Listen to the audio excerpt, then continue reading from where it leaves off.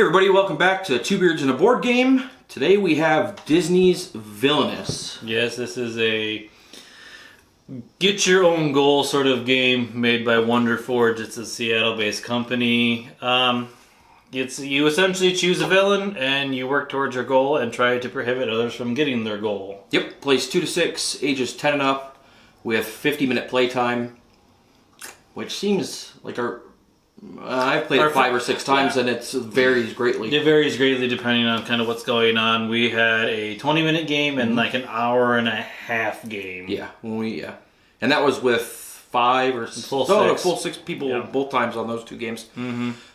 Just this weekend. This is a little bit more of a mass market game than we normally do. This has been sent out more to like Target's. Well, is it Target exclusive? I don't think it's a Target exclusive, but it's always shown up at Targets. I haven't looked elsewhere to see. You can buy it on Amazon. Yeah, you can. There you go. Yeah, you can. We're a little bit skeptical about it because IP games sometimes jump the shark when it comes to using.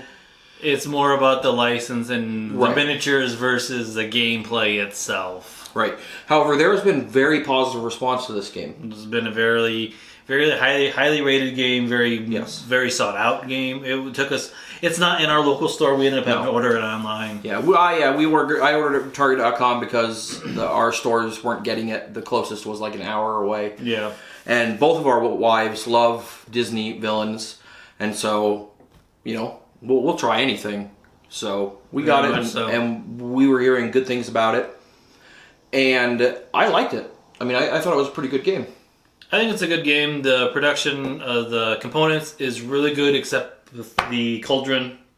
The cauldron's just a flimsy piece of garbage. It's a piece of like... it's that really thin plastic. Really thin that plastic. Most inserts come in. Yes, that's a good way to describe it. Thin, crappy plastic. Yeah, if you've ever played like a Cool Mini or Not game, like what your zombies and stuff come in and Zombicide, it's made out of that same kind of plastic, so it's that like crunchy. It's colored to be dark gray. Weird. However, the figure tokens those are done really well. They're very heavy, solid pieces of either plastic or vinyl. And they're translucent plastic, so they're kind of see-through. And each token definitely resembles the likeness of the villain it's portraying, that you can easily tell what it is. So I mean, that's really cool. Yeah, and the cards are all your standard poker-sized cards, poker deck cards. Yeah, they're good thick cards. They have that one finish on it. I can't think of the name of it. Satin or linen? Yeah, linen I think. Linen finish. Everything's good quality cards. Yeah. The tokens for your power, a.k.a. the money in the game, they're real thick tokens for punch-outs. But they're not punch-outs. They're not punch-outs. That's actually I kind of like that because there's no punch-outs. They're not punch-outs, but essentially they are punched out, and then they're just in a bag. They're pre-punched out for you. It's kind of nice. I'll say one thing I was disappointed in. Each character has its own, actually has 2 decks of cards, and we'll go over that just in a little bit, but I just want to say that the insert for this sucks, and I'm huge on inserts, and it was an opportunity to make it so that you could have put those things sideways and put them in a way that you could keep them all separate. I'm playing Hook. I'm playing King. Yeah, exactly. King John or whatever his name is, Prince John. Exactly. And you just it would make things a lot easier rather than here's my stack of cards. Okay, now you've got halfway through the game you could have missed a card. It could have gotten shuffled into another deck if you try to keep them separate. It can be a pain. So that's always a missed opportunity. The one other thing I'm going to say really quick is the box is weird. I saw people talking about the way this box feels. Really? Yeah, because it feels like waxy or something like that. But there are a lot of complaints, which is why I'm bringing this up, about there's 4 sticker tabs on each side of this box. And you're going to want to, if you buy this game, you're going to want to cut them. Do not try to pull them off as you may be used to doing, which I am used to doing, is pulling them off. Right. Because it will leave a sticky residue on your game on every side and the back that is nigh impossible to get off from what I hear. So the game itself, everybody chooses a villain. There's 6 villains to choose from. You got Captain Hook, Maleficent, Jafar, Ursula, Prince John, and the Queen of Hearts. So it's a pretty good range of villains to choose from. Maybe not the most popular villains for a couple of them. Like Prince John seems a little, well, I don't know. But anyways, everybody has their own goal. You have your own game board in front of you. So it's not like, you're sharing a game board with everybody else. You've got your own game board in front of you with your own locations. You've got your own 2 decks of cards, one of which is like your helper deck. The cards that advance your... Right, so the way I thought of it, one is your own personal deck, the other is the deck for your opponents to use to try to slow you down, to disable some of the actions you can do at your locations. Yes. Put heroes out, increase your heroes. And so what you'll find yourself doing is essentially moving across your board. There's some actions on each one of your locations that you're allowed to do. So you're essentially, each person is working towards their very, very specific own goal. Right. Everybody's got their own goal. Each character comes with a little pamphlet that tells you what your goal is, gives you some tips on how to get to your goal.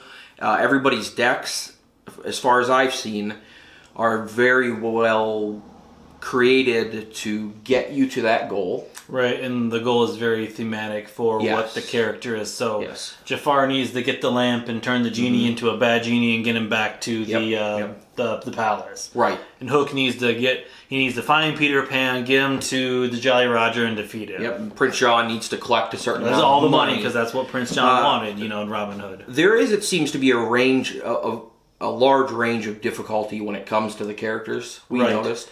It definitely seems like some characters have more, I don't want to say convoluted, but it's more, there's a lot more steps a lot more to complex. Do, let's say I played Captain Hook a couple of times. First you got to find Peter Pan, then you have to unlock the location he starts out at, which is the Neverland or whatever. I can't think of the name of it right now. You need to unlock that location, get Pan there, get him to the Jolly Roger, have enough allies to defeat him. Yeah. So it's a multi-step process to do that, whereas Prince John just needs to collect money, Maleficent just needs to have 4 curses at each one of her, one curse at each of her 4 locations, and then start her turn and she wins. And not to say that those are either less fun or less strategic, because both of those players have different ways to go about doing those things. It's just some of them, if you're going to play with kids, you're going to want to definitely give them, I would say, either like Prince John or Maleficent, and stay away from like Captain Hook and Jafar and probably Ursula as well, because those just have a lot more steps when it comes to actually finishing steps the game. Where you need to find something, defeat somebody, flip something to your side, and get them to a correct location. Right. But overall, it's a fun game. It's a weird balance of focusing on your goal, especially when you're playing with a full 6 people. You're focusing so much on your own goal and trying to think a couple steps ahead. Okay, I need to get this done. I need to get this done. But you also have to pay attention to how far everybody else at the table is along on their goal, because some of your board will have some actions. I think it's called Fate. Yes, Fate is the negative effects. And you get to choose one of your opponents and draw cards from their white deck and put, if you're doing it to Captain Hook, you can put Peter Pan in play, or you can put Tinkerbell in play, or you can, the Lost Boys is a card. And those things will hopefully slow them down, or even if they've gotten, to a certain point into the progress of their goal, even bring them back a little bit to give yourself more time to finish your goal first. Right. So it's a weird balancing situation where you've got to pay attention a lot. Otherwise, the very first game I played of this was with my wife, and she won on the 6th turn. It took 5 minutes because I was not paying any attention to what she was doing, and she started her turn as Maleficent with 4 curses. It was like, I win. I was like, oh cool, I have done nothing. Right, and there was a few games in our 6-player game that we had 2 people both with their goals done. They just need to start their turn. Mm-hmm. So we're like, okay, so you need a fate, and then I need a fate, and then you need a fate, and we tried to get everybody like off their goal for however we could, and we couldn't do it. It's not easy to do because like some of the fate decks only have 1 or 2 cards that will stop them completely. Rewind them. I did definitely notice that Maleficent had a lot more ways of her curses removed or moved, or if you move Maleficent on a curse that's one of the fire curses, it disappears. Yes. So it was a lot easier to disrupt her, but once one of the harder ones, it was Ursula, was one of the similar ones we need to get the trident, get to defeat the king and then get it back to your palace. The crown and the trident and back once to the palace. once she was there and set that, there was nothing we could do. So basically, I think what we're saying is you need to learn all of the characters. All right, to round it up, let's talk about a couple more of the pros about the game and maybe a couple more cons. Sure. So I think the biggest pro in this game is the artwork on the cards. Oh, yes. It's second to none, fantastic. No doubt in my mind that, very professional, probably even Disney artists worked on these. The cards look fantastic. The art is very much what you would expect a Disney game to be. Yeah, I was a little bit worried when we first heard about the game that they were going to use stills from the movies, and sometimes that can come off real bad. But they redid, I believe it's the same artist for every character, redid all of the cards, and it's beautiful. It's fantastic artwork. Right. The other thing I want to bring up is the theme of the game. Everything adheres to the movie that it was a part of. Whether it's the pros about it, the cons about it, these little things. The pro deck, the pro deck, and then the fate deck. Right. Each one of those is very thematic. The thematics of this game is second to none. Yeah. It's all spot on. It's a Disney game. It's spot on to what you believe it was. There's little nuances in both the fate and the normal deck that have those little things about the movie and what you need to do that just gives it that little bit of oomph to make it a better game. Yep. As far as cons, as of right now, there's only 6 villains out with it. So its replay value is definitely limited right now. I would say so. You can definitely work your way around and play each villain, but once you've played the game a few times, played each villain a couple of times, you definitely understand a more very specific strategy. Yes. That's going to streamline the game for you and just, I would think, make it less fun. Yes, and also the more you play this game, I think the better you're going to get at stopping your opponent. Which is going to then in turn to be super long. Yes, which is going to increase the game time significantly. I will say probably my biggest con is the amount of table space this game takes up. As we said earlier, each person has their own player board and then 2 decks, and those player boards are long. They're longer than the game box because they're folded in half in here. I'll put a shot of that in there. And I have a big table.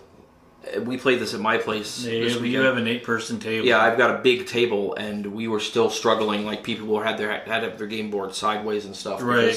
Because once you have your game board, you have one deck to one side, one deck to the other side, and then you have cards above, you have cards below, and those cards can stack as you get more than one card at a specific location because you can stack your allies to defeat a more powerful hero. You can give items to those heroes, and so in order to be able to see what my total power is there, that I need to stack them. And at one point I had 3 allies and 2 items on it, and I was taking up an extra 5 inches down below, and so I ended up pushing my entire board up just to get my guys fit. So make sure you have enough space when you play the game for the number of people you're playing with. A couple, 2 or 3, standard size table, that's fine.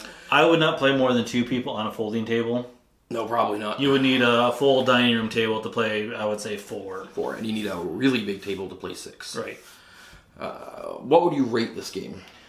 As of right now, the game how it is as a whole, I'm going to rate it manly, which is a 4 out of 7.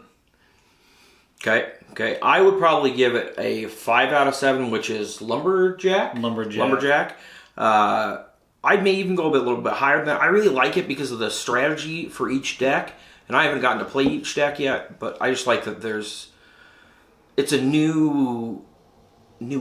I mean, I'm sure there's other games out there that work where each person is working on their own goal while hindering other people. But it just seemed like a different type of game than we see a lot of carbon copies coming out nowadays of, this type of game is a copy of this type of game, this type of game. Right. It just seemed like something unique. So I really liked that as well.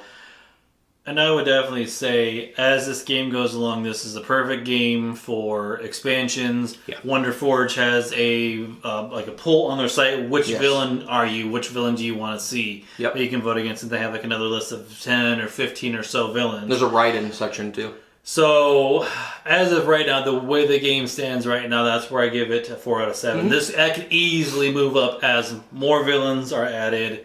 depending on how they do that, whether it's here's an expansion of 4 more villains, here is a villain pack of 2, 1 individual, what have you. Right. Just to kind of increase that playability that we have this 6, this is the game we have right now. But if we add in another expansion of 6 villains, that way you have so many more derivations of what the game is itself, because it just is going to change the game up depending if I have, say, if Yzma was added or something, or Dr. Facilla from the Princess and the Frog. We need Scar. Scar, exactly. There's so many things. And with that said, if this is a Disney license and this game style, who's to say that maybe Darth Vader could show up? That they have those licenses, and same thing with Marvel. Disney owns Marvel. That you could have. I would love to see just a Marvel Villainous. I think would be 100% slam dunk. Oh yeah, for so many people. Same thing with Star Wars. I know there's not as many villains, but with what all Disney has under their umbrella, there's a lot they could do with this style of game to just blow it up to be. Adding a special box, and then we have like the, like for Smash Up has like the super geeky box, they've even had to make a bigger box now, because they've had so many expansions, making it super box that has room, everything is all inserted, and it makes everything nice. There's endless things you could do with this game to put that longevity from, it's just a board game. It's cool for this year, it's the big thing of this year, going forward next year, the year after that, it's going to sit on shelves and just be there, whereas... Smash Up's been going on for years, and they keep on bringing out new things. This is a perfect example of a game where it can just be continued and continued and continued. Years down the road, they're still making new villains because there's some 50, 60, 70 villains in the Disney umbrella. Absolutely. And I'll go ahead and predict that I think this is going to be big for Christmas. This is going to be a big Christmas thing. I would say so. It's already kind of hard to find, and for some reason selling for like double its retail price on eBay. Even though I think you can still get it on the Target website. But, I think it'll be a big Christmas game. So, definitely I recommend checking it out if you're a Disney fan. And, if you're a Disney fan, this is the Disney game for you. Correct. I would say this is the new staple as far as if you're looking for a Disney game. This is a good one to go. Because even though it's a game about the villains, there's a lot of... Each character encompasses that entire movie. Right. So... Who's not to say they also flip this around, call and have heroes? That's true. They could easily do that as well. There's lots of possibilities, and the game seems to be gaining enough momentum that we might see some of those possibilities, which is cool. That with its, success in its initial retail, that it could, have a lot of, financial backing to invest into expansions and, Marvel Villainous and stuff like that. There's a lot that this game could go in the future. Yep. Well, we appreciate you watching the video, guys. We're definitely going to go ahead and put a link to that poll in the description if you want to click on that and vote for the villain that you want to see in the upcoming expansion pack or 2.0 or whatever they decide to do with it. Go ahead and hit that like and that subscribe button for us, and take it easy.